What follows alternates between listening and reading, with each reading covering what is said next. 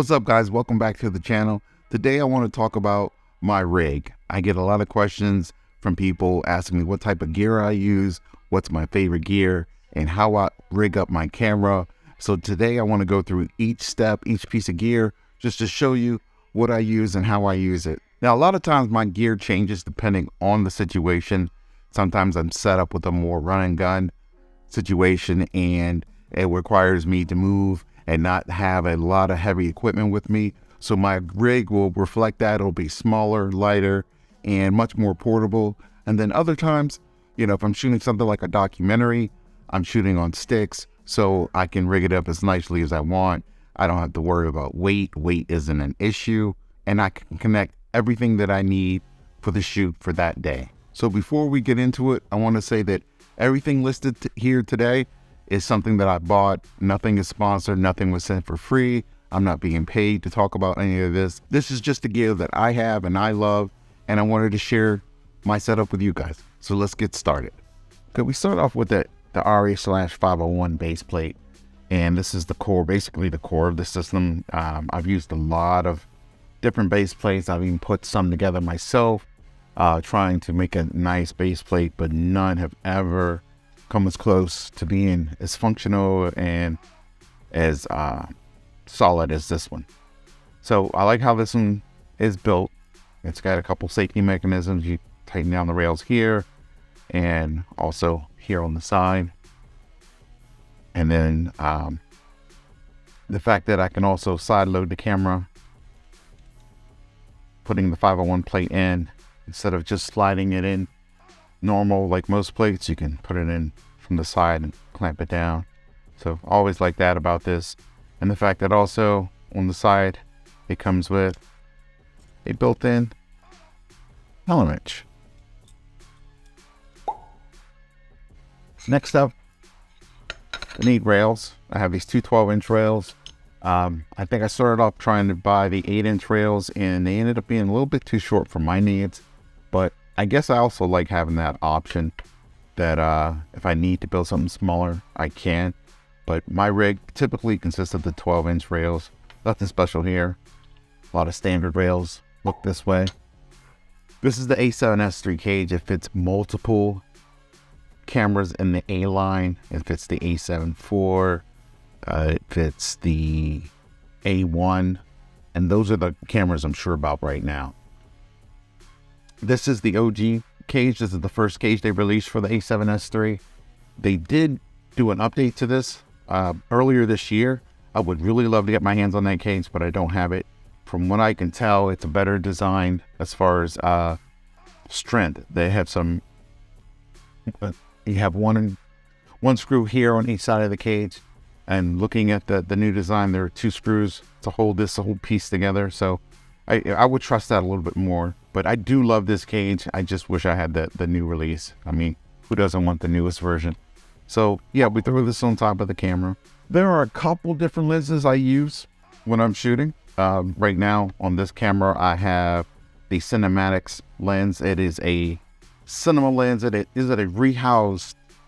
basically is a rehoused Sigma 18-35. It is a PL mount lens, so I do have to use an adapter to put it on my Sony camera. And with it being a cinema lens that is, you know, there's not autofocus is not supported on here. This is a manual focus lens, which is why you'll see later on I have the follow focus attached to it. But other times I use some Sony and some Sigma lenses that do have autofocus, and they're not cinema based lens, but I do love shooting with this baby right here. Now, because the lens is so heavy, it's not something that I could mount onto the camera without an additional support rod like this here, because it would just pull, the lens would just pull on the body of the camera and just damage it. It's a lot of weight to it. So there's actually screws into the bottom of the lens to give it some support. From below, you prop these on the rails, tighten them down. That's how that works. I forget what brand this is. You can buy these anywhere. It's not Condor Blue. You can tell because they have the cool blue pattern.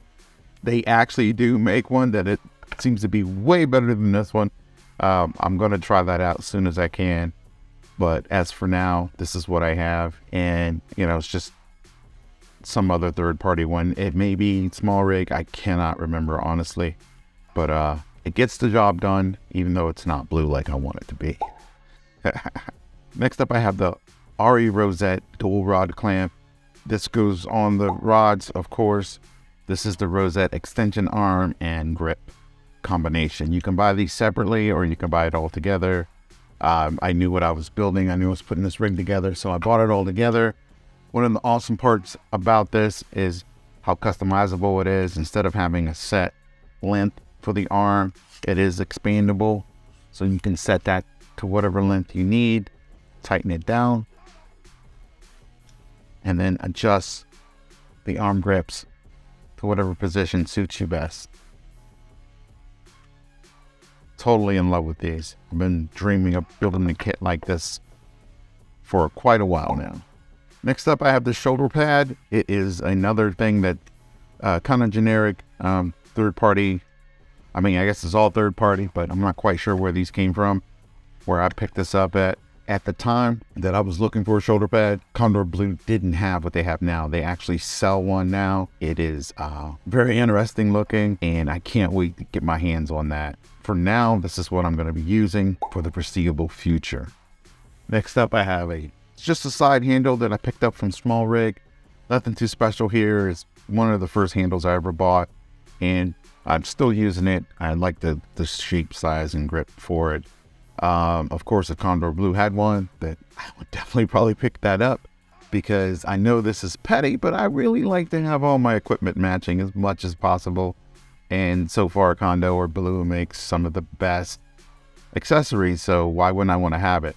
If you look on top here, you can also see I've been using these Condor Blue quick releases, and they are absolutely amazing.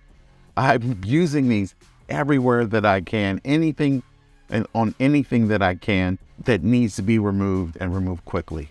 So what I'll do is I'll throw something on here. Sometimes it's a microphone, sometimes it's the Zoom H6 recorder. It's various different things all over the camera, just depending on my needs for the day.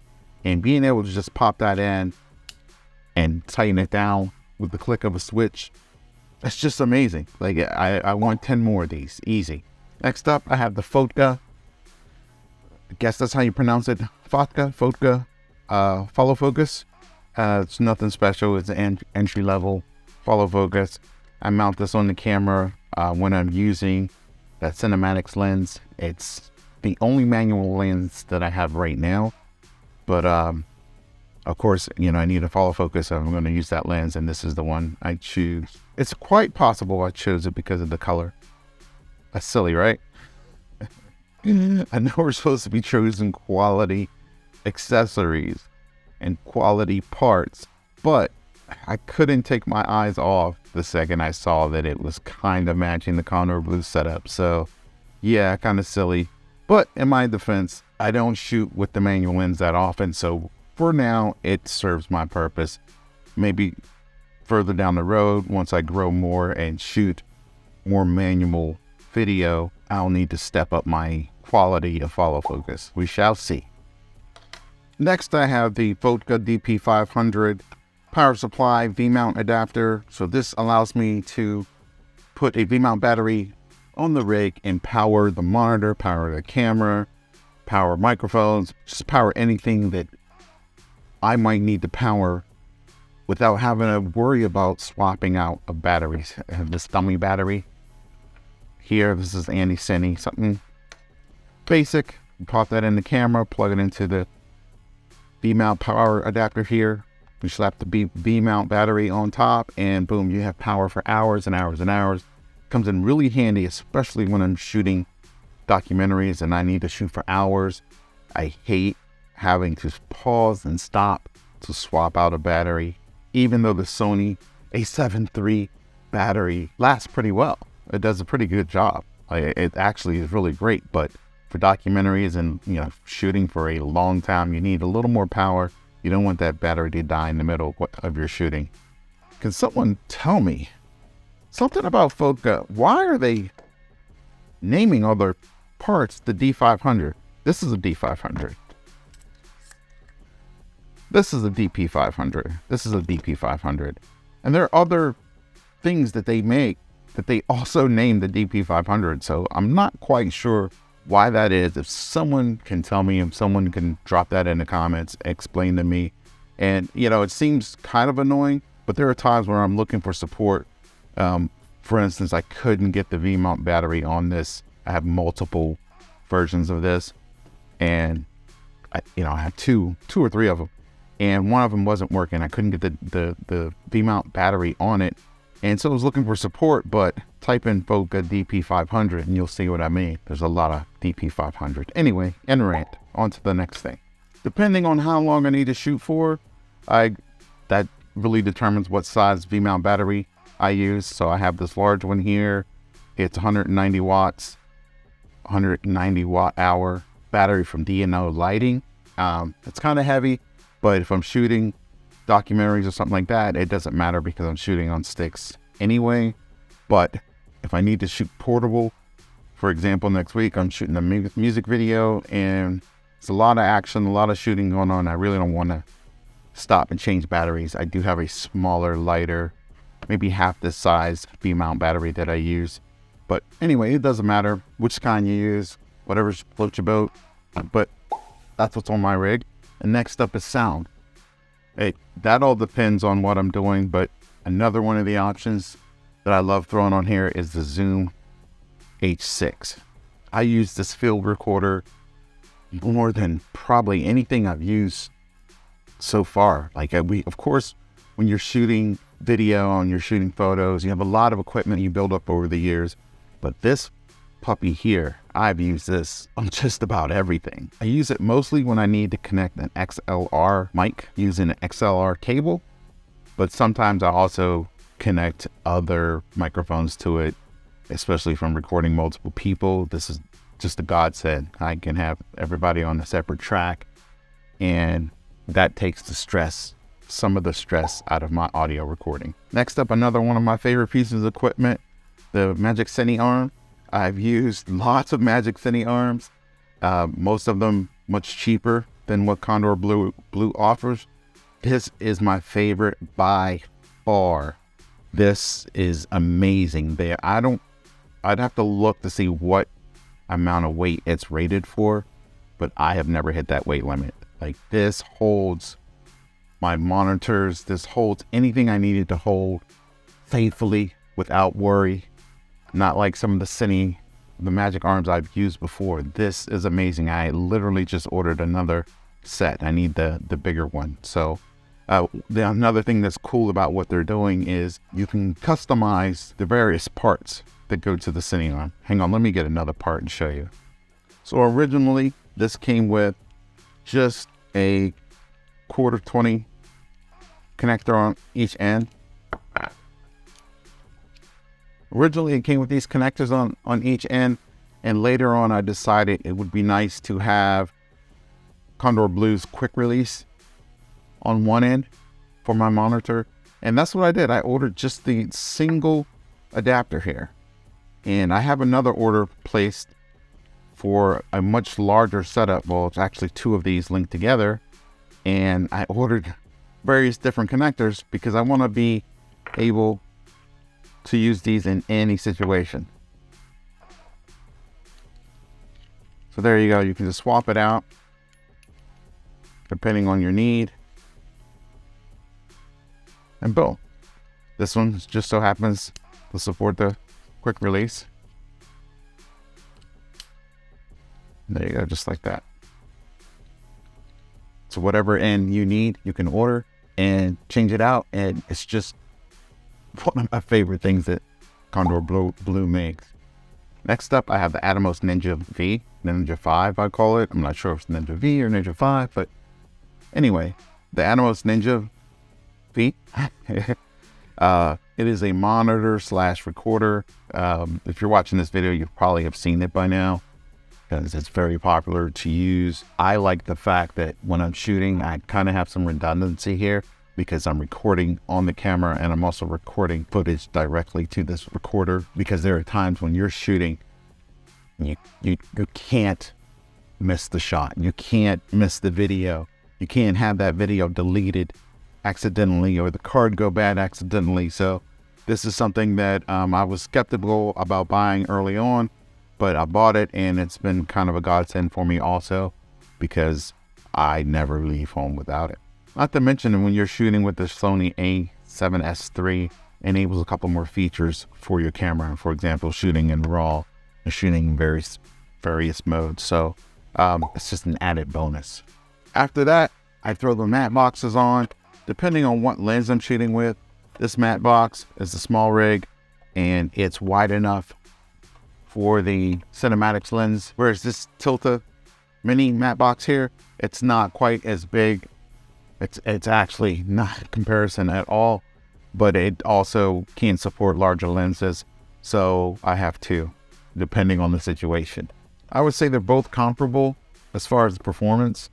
You know, when you don't take into account size, they pretty much have the similar features, extra mounted points on top, that sort of thing. So I really don't have a favorite here. And on top, I have lots of different handles I've collected over the years, but again, Condor Blue has my favorite. I like their quick release NATO rail system here. The fact that you can throw an additional rail through the middle and mount some accessories if need be.